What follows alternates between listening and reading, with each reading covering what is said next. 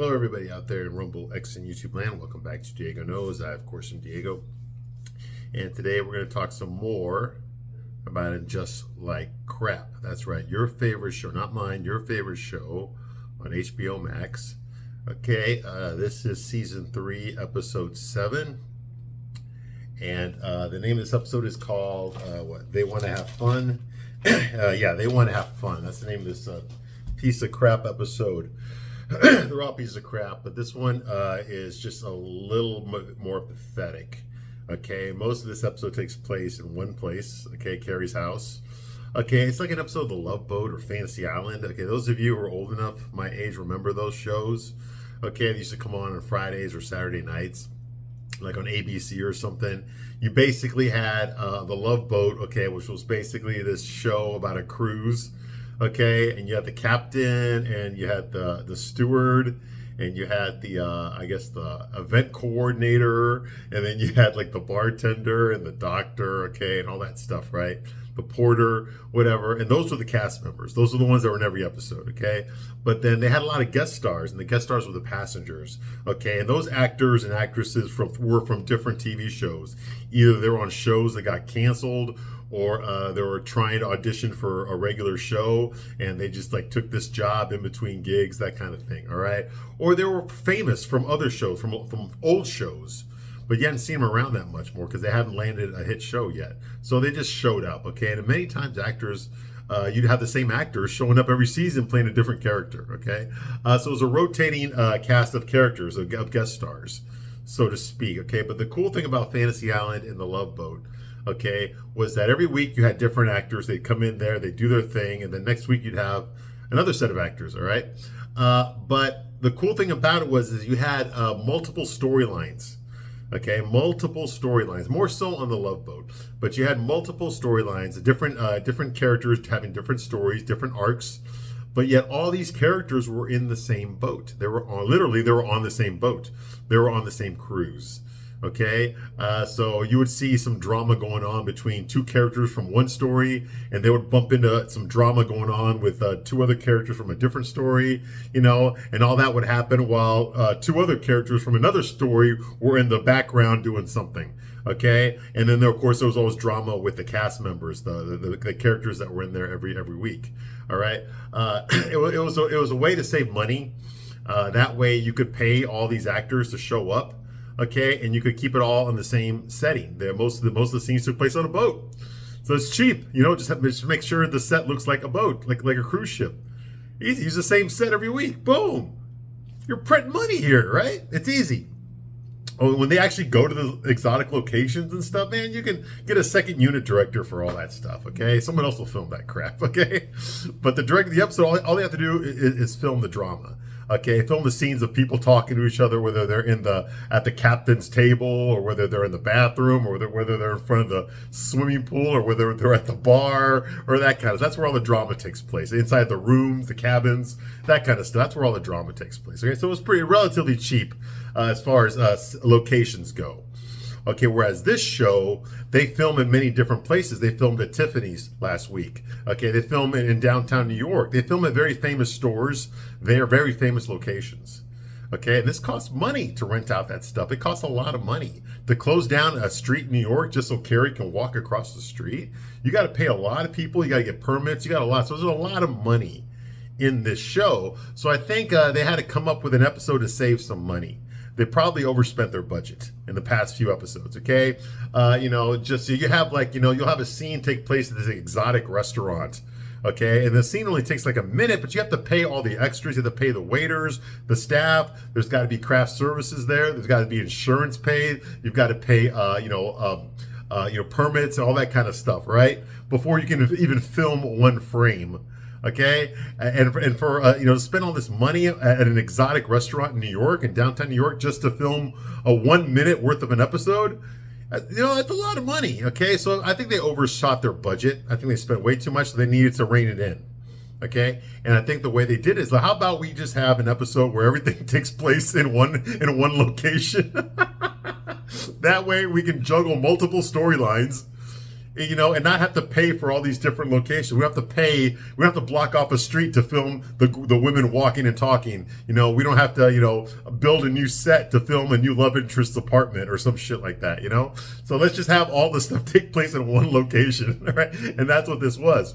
And I think the rest of the money they spent on rights for music, because there's a lot of songs, a lot of famous songs are in this episode. I don't know all of them. I'm not that old, okay? But a lot of famous songs are in this episode, and they have to pay somebody to use those songs in this episode, okay? And so there's a lot of that, okay? And clearly they were trying to save money here, okay? And that's the first thing I noticed. Once the party started at Carrie's house, I knew the whole episode was going to take place there. And that's basically what happened. It was basically an episode of The Love Boat.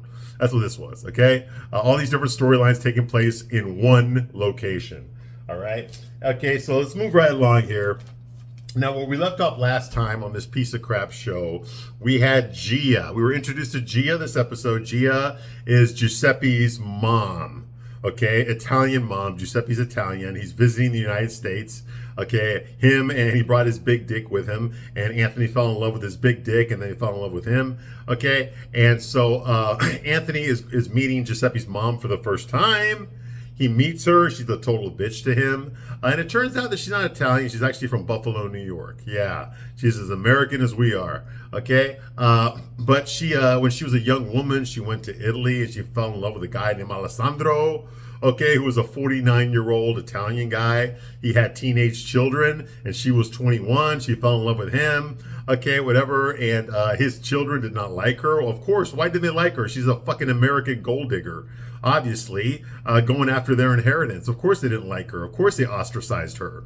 Okay, but she's like, but love once, what love once, and I was madly in love with his money. I was in love with him, and you know, that kind of thing, right? And so apparently she became a psychiatrist in order to figure out why her boyfriend's children don't like her. Wow. You really needed to go to school for that? Oh my God. All right. So that all happened anyway. So she had a child. She had Giuseppe. Giuseppe clearly is gay, obviously is gay. All right. And he spends his time when he's not selling his dick, when he's not, acting as a male prostitute, when he's not slinging his schlong. Okay. When he's not peddling pud. Wow. I can come up with some good ones, can't I? Okay. When he's not doing that. Okay. When he's not, when he's not soliciting his cock meat sandwich.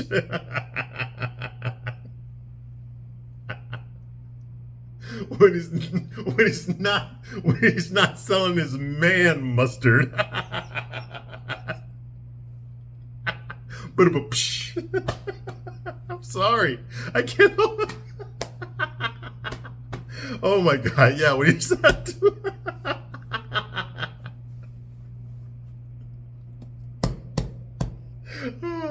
Oh my God. Okay.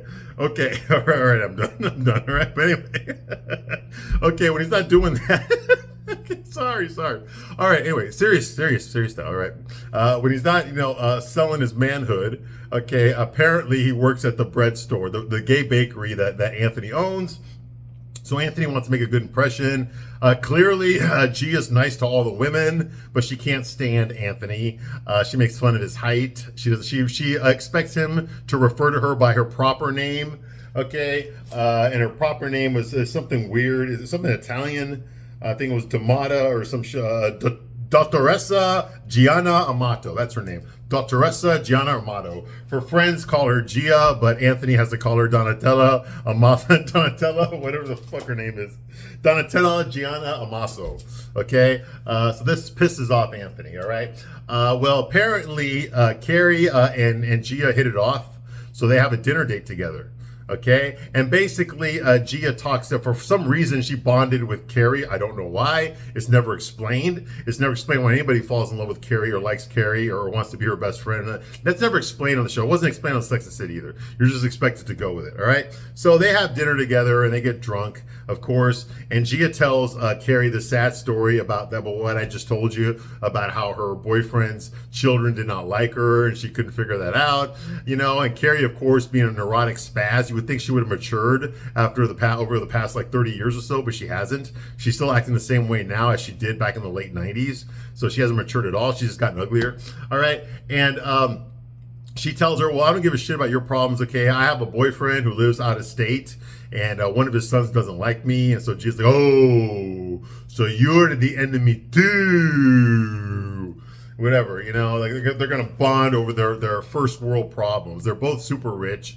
They both have no real problems, but they're going to try to invent some problems so that you can fucking feel sorry for them and bond with them and empathize with them and maybe like them enough that you'll fucking want to see another season of this bullshit. All right, so that's what's going on here. Okay, anyway, so Gia says, like, so you're the enemy too, okay? And Carrie says, like, only Wyatt. Wyatt is the one son out of Aiden's 3 sons that can't stand Carrie. Wyatt also has ADHD. He's not being treated for it. He's not taking medication. Okay, Aiden is like making him like do chores around the farm as a way of keeping his mind busy. You know, like that's some sort of treatment for ADHD. Where it doesn't fucking matter. And the point is that Aiden is living in Virginia because he's afraid that if he leaves to New York to go live with Carrie in the house that she bought for him and her, you know, with her murdered husband's money. By murdered, I mean she killed him. Okay, the reason he's not living with her is because if he does, he's afraid that Wyatt is going to kill himself. Yes. And so because of that emotional blackmail, Aiden has to stay. Now, his ex-wife, Kathy, who he's still having sex with, by the way, despite the fact that they've been divorced for a while, okay, she has nothing to do with raising the boys. Okay, I guess she's out there globetrotting with her gay boyfriend, you know, and when she wants some real dick, she just gets it from her ex-husband. Okay, whatever. If you want to call Aiden real dick, okay, it's pretty pathetic. But anyway, so that's what's going on here. Okay, so Aiden would rather be babysitting his 16-year-old ADHD asshole son, okay, that he's not giving Adderall to, okay, rather than being with his girlfriend, the love of his life. You know, and by love of his life, I mean that she fucked him over twice in the past, and he's given her a third chance to break his heart. That woman, he would rather be on his farm in Virginia with his piece of shit son, who's not in a mental institution, though he needs to be, okay? He is a suicide risk, okay? He'd rather do that, okay? And he's afraid to come visit Carrie because if he does, then his son's going to kill himself, whatever, threatens to kill himself, okay? He would rather do that than be with his girlfriend, okay? Carrie, so Carrie, of course, wants to cheat. She thought that she could cheat on him, but now last episode we found out that she's not allowed to cheat on him the way she did when they were together and both living in the same city, okay? She's not allowed to cheat on him now, okay? So she can flirt, like she can flirt with her gardener, Adam, you know, or she can flirt with her downstairs neighbor, Duncan, but she can't actually have sex with them, okay? Because that's cheating, okay? Despite the fact that Aiden is still having sex with his ex. This makes no sense. This is bullshit. And they're expected to go through with this for 5 years. It's going to be 5 years before Aiden decides that he can actually show up in New York again. Who made up the 5-year timeline? I have no fucking idea, and I don't care. This is dumb. Anyway, so that's going on here. Okay, so of course, Carrie tells Gia about Wyatt, okay? And she asks Gia for her advice. What's her advice? I mean, you did raise a fucking gay son, right? You know, okay, you did break up a family, right? I mean, you did steal the inheritance of your boyfriend's fucking children, right? Okay, so what's your advice to be a happy woman like you are right now, okay, with no man in your life? She's asking her for advice. Oh my God. You homophobic bitch. Okay, and Gia says, like, don't change anything. Be a boss, bitch. He, the man, he's the one that needs to change. Don't sacrifice anything for him. You don't need no man. He's lucky just to be able to smell your shit. Go lesbo. Get a big dildo. Name it Brutus. And just pretend it's Channing Tatum. Oh, Magic Mike. Oh. Yeah, that's what she tells. That's what she tells Carrie. That's her advice. Okay, for being happy. Okay, you know, basically. Okay, all jokes aside.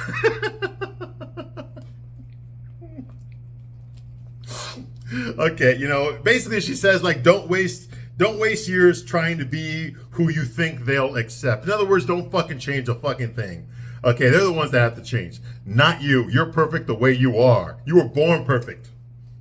You don't have to do anything. They're the ones that need to change.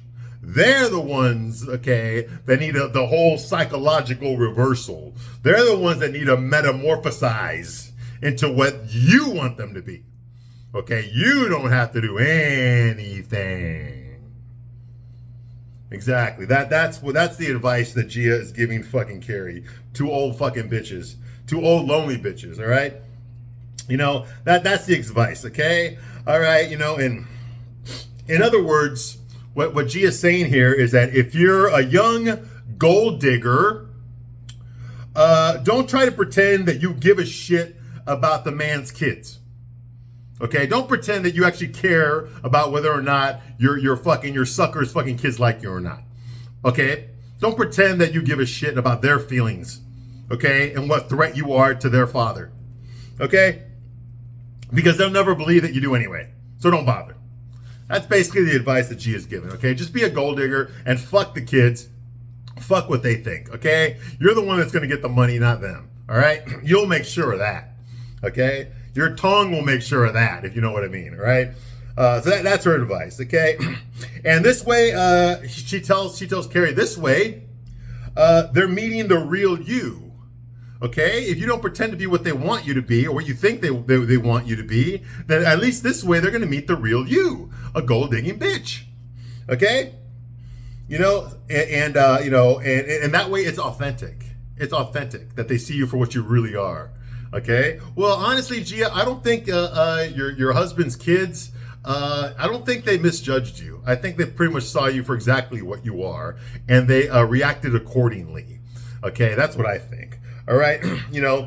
And then she says, like, you know, it's authentic. Okay, and it's always complicated when a new love enters an established dynamic. Okay, you know, so Carrie, by the way, Carrie already did this, okay? This is nothing new for Carrie. We already went through all this shit when Carrie was dating Alexander Petrovsky. Remember him? Remember the gay Mikhail Baryshnikov, the fucking ballet dancer, okay? Who was a Russian artist or some shit. Remember that? Remember he was a lot older than Carrie? And then he decided he was going to move back to France, even though he's Russian. He decided he was going to move back to France, and Carrie followed him to Paris, remember? And then the first thing she did when she got there is she met his daughter, who was a teenager. Remember that? Okay? And then she was kind of had mixed feelings about meeting her boyfriend's daughter, and she was hoping her boyfriend's daughter would like her, you know, and she got jealous of the bond that her boyfriend had with his daughter. And remember all that? And she even had to meet, like, the mother of her boyfriend's daughter. You know, remember all that? Okay? Yeah. So she's already been through this shit before, all right? So this is nothing new here. We've already been over this ground before on Sex and the City. Okay? So that's going on, okay? You know, anyway, so Carrie tells her that Carrie decides to take this opportunity to tell Gia to put in a good word. She puts in a good word for Anthony. Anthony asked her, hey, can you say something good about me when you have your dinner date or your lunch date with Gia? And she says, by the way, speaking of good guys, okay, Anthony, of authentic guys, Anthony is a wonderful guy. He really loves your son, Giuseppe. He is so great. He's fabulous. Okay, that kind of shit. All right. Okay. And Gia, of course, does not like Anthony, but she actually, when Carrie asks her, why don't you like Anthony? Why won't you give him a chance? Gia says, like, I think I'll keep quiet about that. Like that, like the bitch, the stuck-up, pretentious bitch that she is. All right, the next scene here, and by the way, that's every woman on the show. It's not just Gia. Okay, the next scene here, Charlotte. Charlotte goes to this expensive store. I don't fucking care which one it was. She goes in there with her shopping bag and her red ruffled blouse and her skirt and all that scare, her stupid ass fucking clothes, okay, that her husband buys for her. And she's in there, okay, and then she notices Harry. Harry's there looking at some purses. Her husband, Harry, who's got, you know, prostate cancer. There he is, looking at purses. Of course, Charlotte sees him. She goes, Harry! And Harry looks at her real quick, and then he starts to try to sneak out of the store, hoping, without turning his back, okay, hoping that Charlotte won't chase him, or maybe she'll confuse him with somebody else. But of course, she follows him out the door. She says, Harry, what are you doing here? And he's acting all like guilty, like, hi, honey. What are you doing here? I didn't know you were going to be here today. She's like, I'm buying some clothes to help our daughter Lily get over her breakup with that gay guy that would rather take cock up the ass than to be with his 29-year-old, 18-year-old Asian girlfriend. That's what I'm doing here. What are you doing here? Okay, and all of a sudden this other woman shows up. You know, okay, she says like, oh, hello. Okay, and now at least now Charlotte's like, Harry? And he's like, sweet, I was hoping you two would never meet each other. Oh, just like that, because he's a pussy. Oh my God. I think it's his vagina that has the prostate cancer, not his penis. Yeah, I was hoping you wouldn't meet each other ever. Oh my God. And of course, Charlotte's like, Harry, you better tell me who this woman is. And let me tell you, I am not in the mood to deal with anything negative. Like that, okay? Giving him ultimatums and all that shit, you know. You know, and so Harry tells her, okay, this is Bonnie. Bonnie is my personal shopper. I'm not fucking her. I'm not having sex with her, even though she's prettier than you and younger than you. Okay? And I've been keeping her a secret from you. I am not having sex with her. Okay? I am not having sex with this woman. Just so you know. But she's the one that buys all the gifts that I give you. For the bar mitzvahs, the bat mitzvahs, the birthday parties. She's the one that buys all the stuff. Our anniversary, she buys it all for you. Okay? You know, she's like, he tells Bonnie, meet your wife, Charlotte. And she's like, oh, how are you doing, Charlotte? Oh my God, you were so brave. Okay? So that tips off Charlotte that clearly Harry told Bonnie, his personal shopper, about his cancer diagnosis, which was supposed to be a secret. Remember, Charlotte's not supposed to tell anybody about that, but she did tell Carrie about that, all right? Okay, so that's going on. Okay, you know, Bonnie knows that Harry has cancer. Charlotte is pissed off that he told Bonnie, but yet Charlotte herself is not allowed to tell her friends, not revealing to him that she already told Carrie. Okay, you know, and Harry says, like, Bonnie is not a part of our lives. I had to tell someone. It's difficult, sweetheart. Don't be mad at me. Like that, like the pussy that he is. Okay, I think he has vaginal cancer, actually, not prostate cancer. He might have been misdiagnosed. Anyway, so he says, I need Bonnie, sweetheart. Without her, I'd get you another Van Cleef and Arpel's Lucky Animal dog clip. Okay? You know? And clearly Harry has no self-confidence. He never did. Okay, he's always been a beta male. He's always been a limp dick soy boy, cuck beta male. Okay? I never knew what Charlotte found attractive about him at all. I have no fucking idea. Okay? He was never handsome on the show. He was never the type of guy that Charlotte liked. Charlotte always liked rich, tall, good-looking, square-jawed guys, and Harry is not any of those things. He's rich, okay, but he's not classically handsome. Okay, I remember when they first started dating, she was actually attracted to Harry's partner, okay, the other guy on the law firm, okay, who was tall, square-jawed, big shoulders, small waist, you know, chisel features, handsome, everything, okay, but then she met Harry, and for some reason, her pussy just got wet with this fucking Humpty Dumpty-looking motherfucker, and it's been that way ever since. Okay? And I don't know why. I have no idea. To this day, I still don't know why, but they're just going with the gag that Charlotte married a guy that's beneath her, looks-wise, I guess. I don't fucking know. It's never made any fucking sense. Okay? It's never made any sense. All right, so that's going on here. Okay? He has no confidence, of course not. The women all tell him what to do, okay, including his daughters, okay, and she orders him around like a fucking dog. Okay, she tells her, let's go right now, this way. You know, and he's like, okay, sweetie. Like that, like the pussy that he fucking is. All right, I mean, that's every guy on the show, like I said.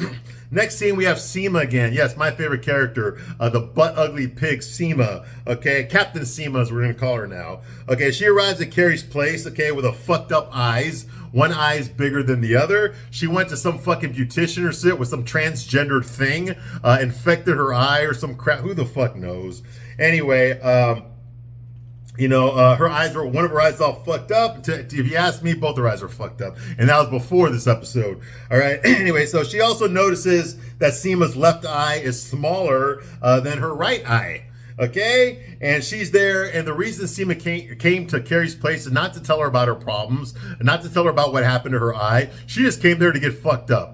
Okay? Because not only is Seema a butt ugly, a chain smoking, unemployed piece of shit, okay, with delusions of grandeur, she's also a fucking alcoholic, all right, who thinks that she's a fucking 10. So that's why she came over to see, because Carrie had fucking booze.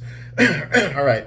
So Seema shows up, you know, to get drunk. And guess who's there? The gardener, Adam, the guy with the changing t-shirts. He's always wearing some weird t-shirt. I swear to God, this motherfucker keeps Sharper Image in fucking business, or at least Hot Topics, okay? And he's fucking there, supposedly washing his hands, but I don't believe that he is. He's the gardener. He's working on the garden out there. He says that he's a professional, that he does great work, and that great work takes a long time, but yet we never actually get to see what he fucking did out there, all right? So that's going on there. He's in the sink washing his hands. You know, he's wearing a "In It to Win It" t-shirt this time. In the past, he's worn some bullshit. He wore a Burger King t-shirt. He wore a "I'm with Stupid" t-shirt. He wears all sorts of stupid ass t-shirts. Apparently, this guy was a better fucking at running a t-shirt store than he was at fucking gardening. Okay, or some shit like that. I don't care. Anyway, that's going on here. He looks at Seema drink. Oh, what are we celebrating? Because he's trying to be all charming and shit. He's always like starting a conversation and telling stupid ass stories. Seema says like, what are we celebrating? I'm celebrating you not being done working on Carrie's yard. That's what I'm celebrating. Like that, like the fucking stuck up pretentious bitch that she is. Sorry, she's not a bitch, she's a pig. My bad. Miranda's the bitch. Okay, so that's going on here. Okay, Adam says, like, good things take time. You know, you want to come outside and see. And Seema's like, no, I don't do dirt. Like that. Okay, earlier on this show, in another episode, when she first met Adam, she says like, I do not date guys with dirt in their fingernails. Okay, I don't. Okay, I date nightclub owners, I date famous movie directors, and I date men who use penis pumps. That's what I date. Okay, so yeah, right. Okay, and I'm thinking to myself the whole time, dude, why are you even fucking being nice to her? Okay, why are you even fucking being nice to her? Why the fuck is this guy putting up with her fucking ad? He's trying to be friendly to her. I have no fucking idea. I'm a guy giving you a guy's opinion. That's what I do on this channel here. Okay, that's exactly what I do here. But even I am fucking clueless as to why this guy is flirting with her, much less being nice to her. Okay, your average guy, okay, once she fucking gave him attitude after he tried to be nice to her, he would have shut the fuck up, minded his own business, and gotten the fuck out of there. That's what would happen in real life. But you can't have a show if men act like men on this show. So you have to have a man trying to win her validation, despite the fact that she's a total fucking cunt. It's okay to be a total fucking cunt if you're a fucking 10 or if you're super fucking beautiful, okay? But Seema's none of these things, okay? She is super fucking low value. She's too fucking old. She's too fucking fat. She's too fucking ugly. She's chain smoking, alcoholic, pretentious fucking cunt, okay? Who emasculates every motherfucker, every man that she comes across, and now she got a fucking eye infection on top of that. Fuck her. And she don't fucking work anymore. She lost her fucking job. Fuck you, Seema. Okay? Fuck you. You'd be lucky if a motherfucker who worked at fucking Little Caesar's Pizza cleaning their fucking toilets ever asked you out on a fucking date.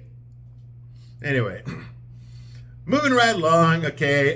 Carrie backdoors Seema, okay, into a party invite. Okay, for Charlotte's birthday. She says something like, oh yeah, Seema is such a celebrating fun person that's why she's going to be here for my friend Charlotte's birthday party. Like that. Okay, and Adam said, oh, Adam is also invited.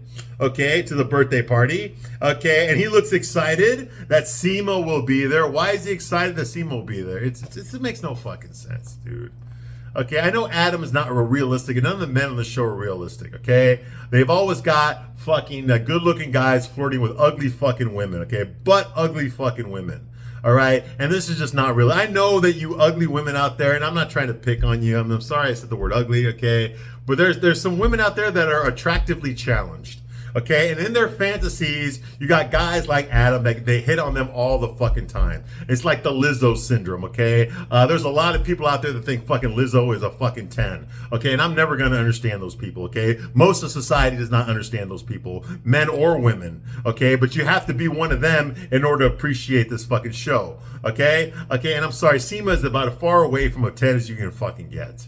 Okay, seriously, I don't think I could fuck her if I had beer goggles on, honestly. I don't think I could do it. Okay, just her attitude alone would turn me off. Okay, so no. Okay, I have no idea why Adam is flirting with her. I think this is what gay guys that created the show, that write these episodes, this is what they think heterosexual flirting looks like. Okay, this is what they think heterosexual men are attracted to. Okay, that's because they don't ever fucking leave the gay bar. If they did, they would see that this is not the case. All right, but moving right along. Okay, so Adam is invited. He's excited Seema will be there. I don't know why. He removes a loose eyelash, with his manure-soaked fingers. Okay, and then he says, "Oh, just stay right there. Let me go get it for you." And he plucks an eyelash out of her eye. The fucked up one. They're both fucked up. This one's a little bit more fucked up than the other one. Okay, and you remember he works in the gardens. That means he's got fucking dirt and fucking dog shit and all sorts of stuff in his fingernails. So when he does this, okay, of course it's gonna lead to a fucking infection. All right, and it does too. It does. Okay, later on. Okay, so he removes the loose eyelash with his manure-soaked fingers, and he asks Seema to make a wish because he's trying to be all romantic here. Okay, and she wishes that Adam was finished with Carrie's yard. So even during this joke, he's trying to help her out. She's still putting him down. Okay, now this is all fucking bullshit. Like I said, no man would make this much effort for a low value woman. You'll never see this in fucking real life. Okay, you'll never see a guy like Adam, okay, do all this stuff for a disgustingly unattractive woman. And I do not mean just her looks. I mean her personality, her attitude. Okay, everything about her is unattractive. There's nothing attractive about Seema at all. Okay, and I'm sorry, ladies, but men, we're just as capable of being as shallow as you are. Okay, and if you have nothing to offer us but your bullshit fucking attitude, we're gonna pass. We're not gonna open the door for you. Okay, we're not gonna pay for the fucking dinner. Okay, we're not gonna bring you fucking flowers or chocolate or any of that fucking shit. We're just gonna leave you the fuck alone, and that's realistic. Okay. But like I said, no heterosexual man had anything to do with these episodes. All right, at least not on the creative side. Okay. Anyway, so that's going on here. Okay. Carrie points out the flirtation. Once Adam leaves, Carrie points out the flirtation to Seema, and Seema says that Adam has a yogi girlfriend, so nothing's going to happen between him and her, and that she's too busy being an ugly, alcoholic, chain-smoking old cunt to have time to be with a high-value man. That's what she says, okay? Now, the next scene that we have here, the caterers arrive for the party. The rest of this episode will take place in Carrie's house. No more other locations. All right? So Carrie orders around the caterers around the house, okay? Miranda shows up, okay, with a whole bunch of like pink and red balloons, okay, and she looks like she's about to burst out like a piece of sausage, about to burst out of a too tight fitting Studio 54 outfit, okay. That's what Miranda looks like, okay, like a Studio 54 reject, okay, wearing a fucking outfit that's 2 sizes too small, if you know what I mean, okay. And she looks like fucking Pennywise the Dancing Clown holding up those balloons. She walks in and goes like, "Did someone order fun?" There's no way to be fun with you, Miranda. You're a fucking dog, ugly, disgusting fucking bitch, okay? You're an animal act, okay? You're not a party goer. All right, moving right along. Okay, Brady, her son Brady, Ronald McDonald without the makeup. Okay, another soy boy, link dip, pussy boy, beta male. Okay, only younger. Okay, he shows up there. He brought a karaoke machine that his mother, that's right, his mother made him bring. Okay? It was her idea, and he has to bring it in there. Okay, Carrie warns Duncan she does not want any fucking karaoke singing at her party because she knows that her downstairs neighbor Duncan, okay, does not like noises. He's trying to sleep during the day, and he's also trying to sleep during the night. Anyway, any sort of noise is gonna fucking piss him off. So she decides to go downstairs to give him a warning, a friendly warning. Hey, listen, we're having a party upstairs. They brought a karaoke machine, so you're probably going to hear some people singing. I want to apologize right now in case you want to get a hotel or something, you know, but we are going to be a little bit loud. There's nothing I can do about it. Okay, that's basically what she does. Okay, and while she's down there, he tells her that he read the first chapter of her book. Okay, and he describes it as brilliant. Okay, and we'll get to that later on. Okay, you know, he basically tells her, okay, later on he'll do the usual fucking eating out the asshole that happens in every fucking episode. But right now he tells her that her first chapter of her fucking turn of the century book about a woman who lives in Carrie's apartment in 1846. Okay, yeah. Even though she uses modern day vernacular, okay, he tells her it's brilliant. All right. Okay, Duncan says the woman wondered what she's gotten herself into, as if women talk that way in 1846. Okay, you know, he says it stopped me dead in my tracks after I read that. You know, it feels so propulsive. Here come the adjectives. You know, and women did not speak that way in 1847. Okay, oh Carrie, you're so talented. Your characters are so propulsive. You're so beautiful. Carrie, you're so smart. You're so vivacious. You're so original. Okay? Your cock is a lot bigger than mine. Okay? You're so wealthy, Carrie. You're so authentic. You're so charismatic. Your cock is still bigger than mine. And this goes on for like fucking 2 hours. This happens every fucking episode. I talk about it all the goddamn time on this channel while I'm reviewing these fucking episodes. There's always some fucking pussy bitch who tells a character on this show about how fucking great they are. It happens every goddamn fucking episode. You can't just let the characters, you know, learn. You can't let the audience learn that organically by watching what the characters do and what they say. No, you have to have a fucking character come in there and tell you how fucking great this character is and why you should like them. Just like in real life that happens. I swear to fucking God. You want to know what my biggest gripe is about the show? It's not the sexism, okay? It's not the heterophobia, okay? It's not the racism. It's this bullshit. It's you're trying too fucking hard to get us to like your characters. You get us to like your characters by writing good characters. You put them in cool situations. You give them problems, and then we watch how they solve those problems. That's how we determine whether or not this character's a badass or whether or not they're just a piece of shit, okay? You don't spend your fucking time giving another character 5 minutes to tell another character how fucking great they are. God damn. Anyway. So that's going on here, okay, you know, and then she asked him to join the party instead of, you know, staying away. Just come upstairs and join the party. He's like, and it turns out that he loves karaoke. Of course he loves karaoke. He's fucking gay. I already told you that. All right. Miranda's there, and she happens to notice, okay, Carrie's first chapter. Carrie left it on a table in the kitchen, so she picks it up and starts reading a little bit of it, okay? And that becomes important later on. Okay, next thing, Lily's there. Lily's at the party. Charlotte's there. Harry's there. Rock is there. Okay. Rock's there dressed like a dude, by the way, because she's another fucking piece of shit transgendered butt fuck. Lily's there. Lily's all upset and depressed, and the whole world needs to know about it because her gay boyfriend dumped her for a bigger cock. Okay, that's what happened. And that upset her. Now, she already know that he liked to get it up the ass from his boyfriend, okay? But the fact that she's never going to be able to have sex with his fucking, his hung like an elevator button penis that we all noticed when he had his camel toe and his ballet tights, okay? She's never going to be able to experience that nub anymore, okay? So that depresses her, okay? Because she got AIDS for nothing now, okay? Her boyfriend dumped her for a bigger cock, basically. And now she's all upset, and now she didn't want to go to the party, but Rock basically forced her to go to the party, you know? So now she's just sitting there laying down like, like, oh God, I'm suffering so much.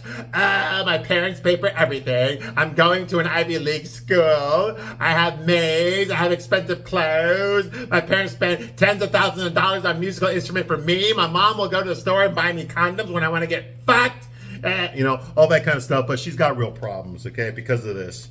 Anyway, so she's just a downer, okay? She refuses to go to her mom's birthday party, okay? But Rock, her fucking sister thing, okay? Her fucking Joseph Stalin, roommate there, tells her, okay, that she has to go.